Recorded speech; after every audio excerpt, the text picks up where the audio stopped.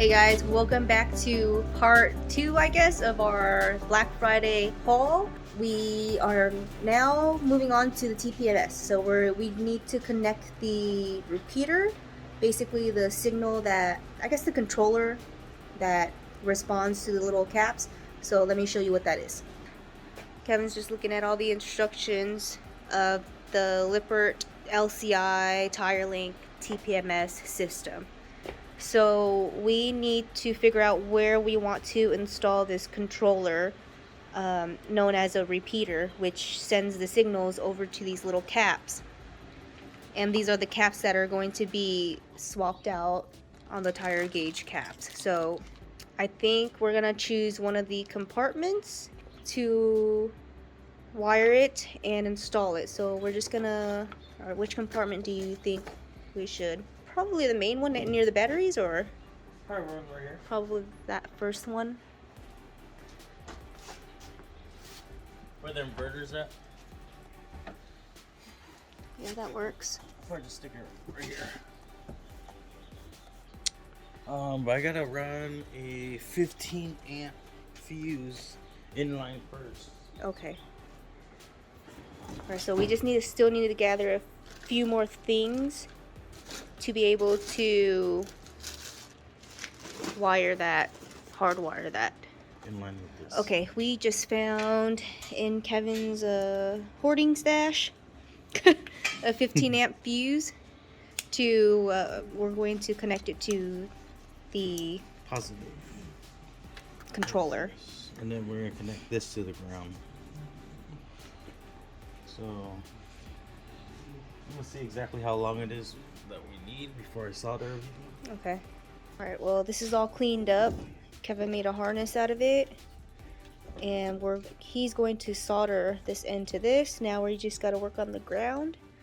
But we are also laying this out so that we can access underneath where the battery is to get everything all connected. Alright, let's see what I can. Alright. So the battery compartment tray is over here.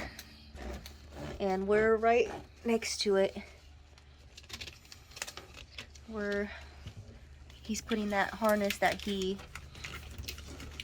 that 15 amp harness. 15 amp? Yeah. Get through. Yeah, so that In a part's good spot. Okay, so it's right there. So that's what we're trying to get in. So basically, just tap. So we're just grounding it right now, right? Yeah, so just ground this to this. Okay, so wait, do we have tapping screws? I think I might have some. Okay, we do need some tapping screws to get that grounded. And then this one, I'm just hooking up through here. Okay.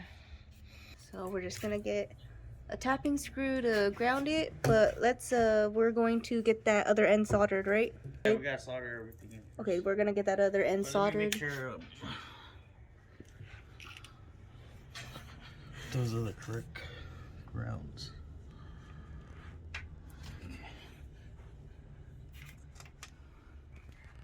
So we're just gonna make sure it works. Yep. Oh, there you go. So it is a safe ground. No, this is, well, so we're it is doing ground, so this is the chassis as well as the frame. And then this is the 50 amp breaker. Okay. So since we already have a fuse on this end, I'm gonna just go ahead and run it directly into here. Okay. Because this is a constant, I believe. Gotta find which side is the feed and which side. Oh, look. So I've been getting like this shocking feeling lately. Well, not lately, but when we first got the rig. And if you notice, this is a positive. And this is ground metal. So if you look over here, look how close this is. So I think I might have to address that too. Okay, so what I'm gonna do is I'm gonna just unscrew this, try to straighten out this bracket, or maybe put insulator back here and then screw back in. So after we get this repeater installed, because that's what that's like the controller, we do have to download an app to monitor everything with that app, but the app should be free. So I'll install that next and walk that through with you guys.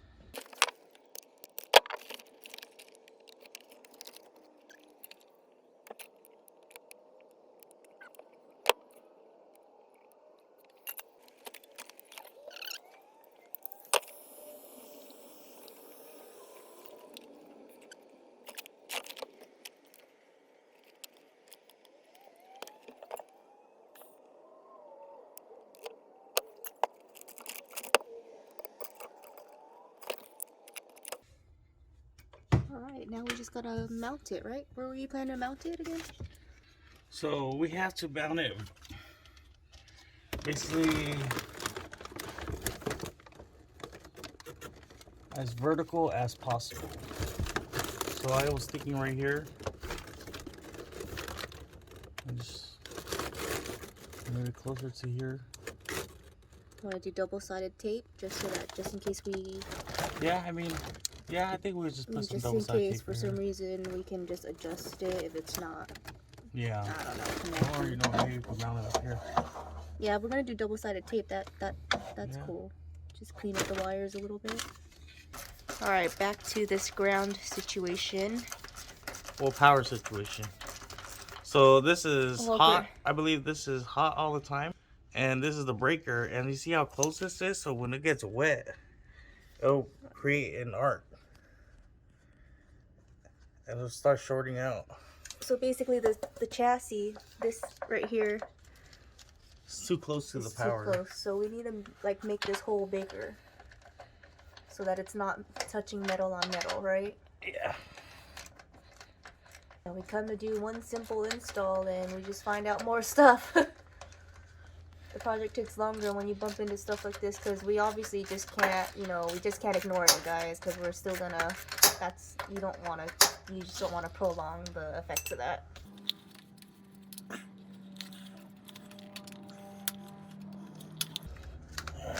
So here's the other side of that.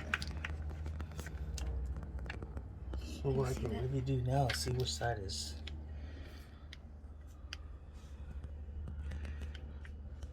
That's weird. Oh, that breaker is basically just a fuse. So just in case there's a short, let's go ahead and stick this over here where there's no metal. Okay. I'm gonna go ahead and go on the other end and take this. So you're gonna go up the stairs? Yeah.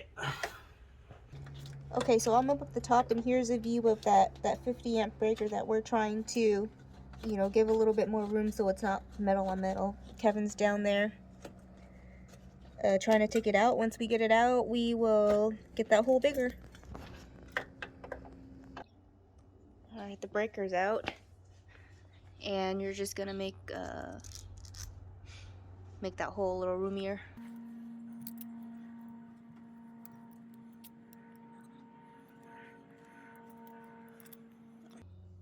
And we're also swapping out the screws because they were like a star key. It was a little bit of a pain, so we're gonna change it to a Phillips head so it's easier. I don't know if we ever need to take it off again, but the star key was a little complicated.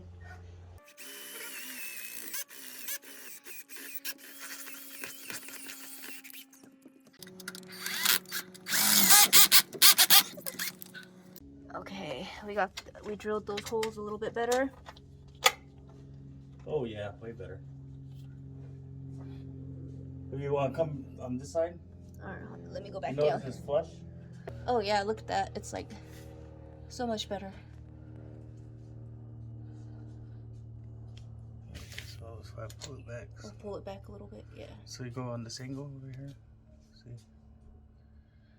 Yeah, now it's not touching metal on metal. Alright, well, that's out of the way. Now we gotta get back to our main project, which was getting that controller for our TPMS system. Okay, buddy. Okay. Okay. Oh, no. You want to help? Yes.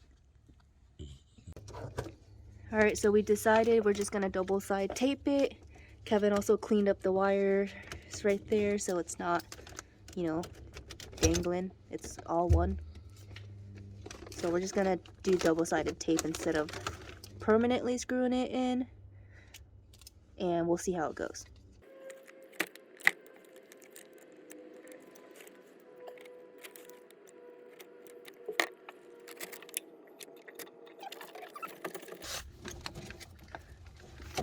So now you just gotta remove that that thing for it to turn on, right? Is that what that is? Yeah, and then we gotta get the repeater. You download the app already? Not yet. Let's get that repeater though, and then I'll start to download it. There's the other part of the unit. Is that it? Yeah, I'm gonna get tape and tape it around. So. And we have power. All right, so let's get that app started. Okay, so you're gonna hit that pair mode. This is a little black button. Hold on to it until you get that status, and it's gonna scan on the app, and you should be able, it'll pop up. You're gonna tap the Tirelinc option or whatever appears on your screen and select your vehicle and whatnot. Just follow the prompts, and then you should be able to go, and that was it. We just need to switch out the tire gauges, and then we'll be able to mess around with the app. Okay, so we just need to get these valve stems replaced with our OEM ones, and these will be able to connect with that repeater that we just installed, and we're going to be able to monitor it with the app that we just installed onto my phone. So let's get that all swapped out. And so again, it did come with 4. We had to buy an additional 2 because we need 6, and we can definitely add on to any trailers that we would be accompanying or towing with our rig. I believe you can connect up to, I want to say 10 or 12. 20. 20? Oh wow, that's a lot. 20. Okay, cool. Yeah, so you can connect up to 20 tires. So right now we're just starting off with 6, and then we can add on to the trailer. So let's just start with the main setup first, the main 6. So we're gonna swap these out. So it did come with this attachment to screw on to your valve stem. It also came with these O-rings and nut washer thingies. So I don't know we need it, but let's take a look, because I'll show you what's currently sitting on the valve stems that we have right now. So we might not use these because of that setup. So what we're going to do is we're also going to check the current tire pressure right now. And we do have to follow the prompts in the app, and it has us starting with the front left first so that you can program these sensors in. But we are going to just check the air first.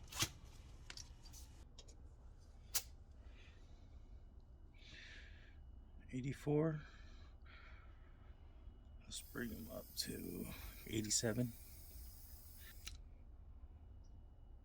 87.5. Okay, so yeah, there's this cover on here. So we're not gonna put that bolt and O-ring on because we have this on there. So this is the cover that's currently on there. It's kind of like a quick access where you can put air in, but you can't, air doesn't come out. It's like a one-way valve. Yeah, so we're gonna put that back on, and we're gonna leave what, well, you know, that makes sense. Yeah, we're gonna leave what came in the box, and we're just gonna put it on. And we don't need that little tool that I showed you because it's kind of a tight spot to get in. That tool is kind of, it gets in the way actually. So don't screw it all the way in. You're gonna go onto the app and start. The app says before you screw it on tight, get into the app so that it can read it. And once you start plugging it in, it'll start reading it. So let me get the app open. All right, so we got one sensor in. Now we're gonna work on the app says rear outside left. So we're over here on the we're gonna do the outside tire, not the inside. So we're gonna put air in it first. And so the rear tires do have a different cover. So only the front one had one of the quick ones, huh? That's the inside tire, right? What you're unscrewing? Yeah. Okay, so the app is telling us to do the outside first. Okay. But the stem's So all the way. I could do it. You got it? Yeah, so the inside tire does have that one-way valve. Okay, but not the outside. Yes. Okay, all right, hold on.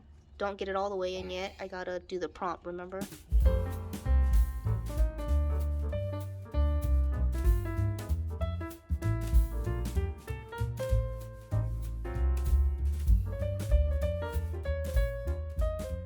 So these other two extra ones, I don't know, it's not connecting. Also, maybe these batteries are bad.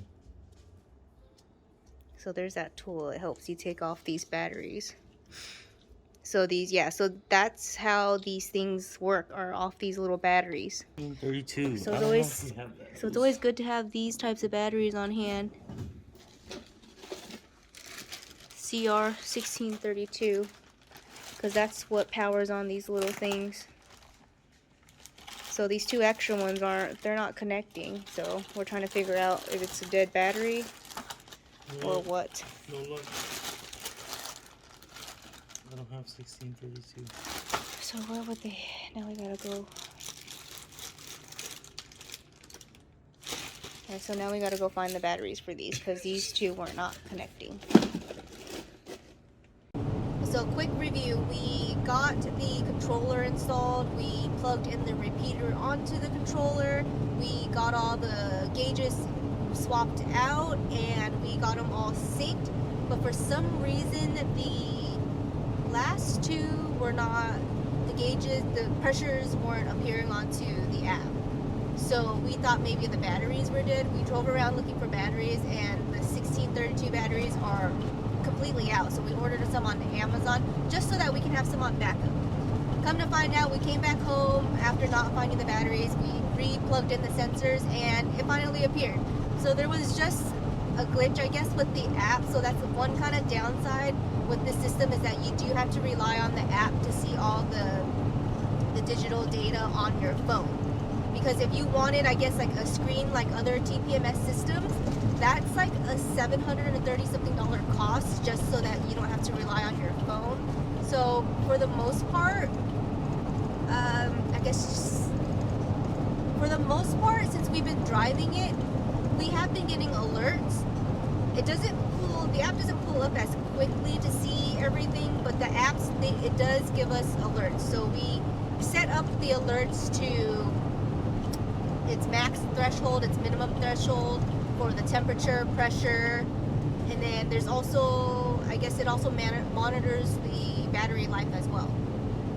So other than, I guess, the digital screen that Lippert sells for like $700, almost $800, there is a little indicator that I guess will alert you of anything that's outside of the parameters of what your tire sensors or what you've set your parameters to. So it's just a little indicator remote, but it's just a little indicator. That's all it does. It's not digital, so you would still have to go back to your phone to see the actual numbers. All in all, I mean, it's doing its job. The alerts, I mean, it doesn't make sense for me to be in the app constantly, but it is good to have it up immediately, I guess. So, but all in all, the alerts are working. We've been driving. We left California. We're headed to our Utah destination for this weekend, and the alerts seem to be doing its job. So, I mean, I don't know. It's a good system. Yeah, I mean, it's made by Lippert. Yeah, it's a good system. And also, I think what's that, the responder, or what's that little module? The repeater. So the repeater, I guess if you're pulling like a pull behind or a fifth wheel that's not connected like our rig is, you can always set up your repeater inside the rig, but you carry that little indicator in your truck.